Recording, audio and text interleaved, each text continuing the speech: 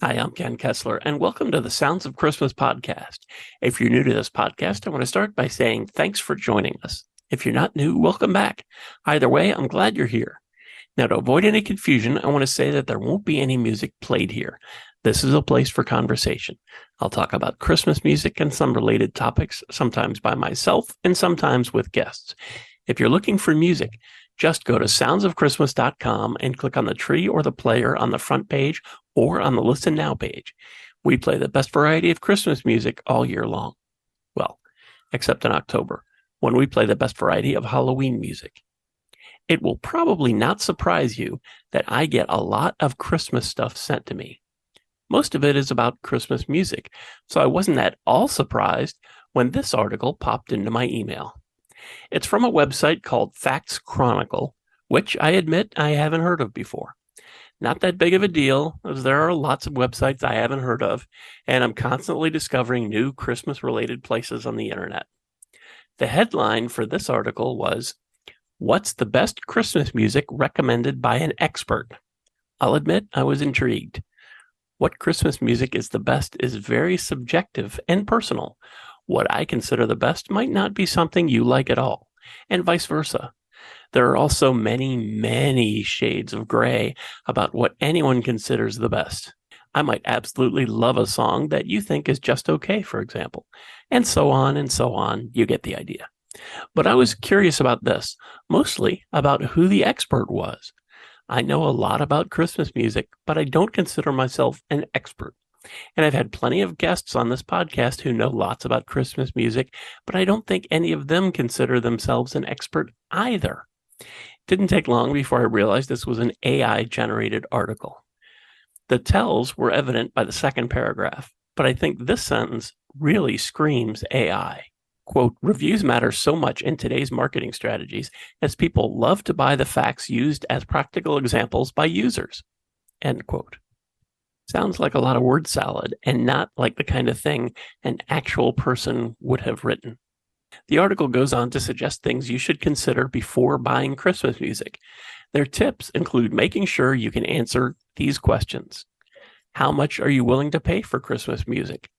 Will the Christmas music be worth buying? Which are the Christmas musics available in the market? It also suggests that before you buy Christmas music, you should check its functionality. Quote, "The higher the functionality, the more extensive the specifications are. So before you go out and buy something, you need to understand how it works. It is mainly determined by the product's specifications. Make sure to check the details of your Christmas music and determine if it is the one you want or not." End quote. So obviously, this is an AI-generated story. And while I don't want to give them any more publicity, I'll add a link in the show notes just so you can see that this is real. I didn't make it up. Well, functionality aside, who was the expert offering recommendations? I don't think it was the author of this piece, who had, upon the recording of this podcast, written over 160,000 articles for this website, which is pretty impressive, especially considering that when I first saw this article 2 days ago, she had only written 140,000 or so. That means in just 48 hours, somehow she had churned out over 20,000 new articles. Even so, the author was not the Christmas music recommendation expert alluded to in the headline. The expert actually appears to be Amazon. The article lists as its recommendations the current top 10 best-selling Christmas albums on Amazon. It doesn't tell you these are the top 10. It tells you these are their top 10 recommendations. And they are in order from 1 to 10. Now that's what I call Christmas classics. Andre Rau and his Johann Strauss Orchestra, Christmas in London. The DVD of original Christmas classic sing-alongs featuring segments from Rankin Bass Christmas specials. A Point of Grace Christmas, the video on Amazon Prime. The British collection 40 Christmas Classics, which actually seems to have 60 songs on it. The Casey Musgraves Christmas Show, again, the video on Amazon Prime.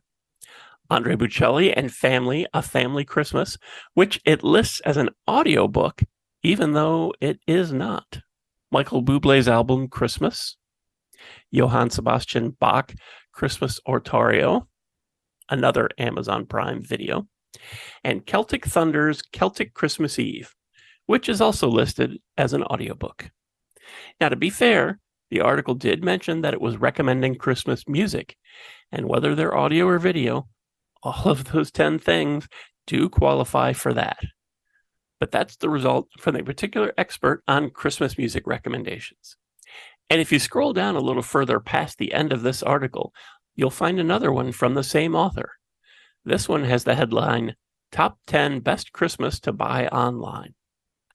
It opens with, quote, "What is the importance of best Christmas to you? Congratulations if it is," end quote. Spoiler, the number one best Christmas, whatever that means, is the 2017 Lifetime movie, Christmas in Mississippi. I have no idea how they got to that or what all of that even means. I wanted to mention this stuff, not just to have a bit of a laugh or cringe at a gross misuse of AI, but more as a warning. You're about to be bombarded with lots of Christmas-related stuff online. Check things out rather than just taking a look at a headline and accepting it at face value. It's probably good advice for stories that aren't Christmas-related too. Today it was from a website most, if not all of us, hadn't heard of. Tomorrow it could be from your local paper, if you're fortunate enough to still have one. I'm going to do a follow-up on this with a couple guests to offer up some real Christmas music recommendations, but you'll need to judge the functionality for yourself. Thanks so much for listening and for continuing to support the Sounds of Christmas station and podcast. I told you how to listen to the station, and you're listening to the podcast already, so my work here is just about done. All of our episodes are available on the Sounds of Christmas website. Just click the podcast tab. We also have a Linktree page, so you can find us on your favorite streaming site and subscribe. Then you'll never miss another episode. If you have comments or suggestions on this episode, previous episodes, or the Sounds of Christmas station, feel free to reach out to me on social media or through the website. Thanks again, and may you always believe in Santa Claus.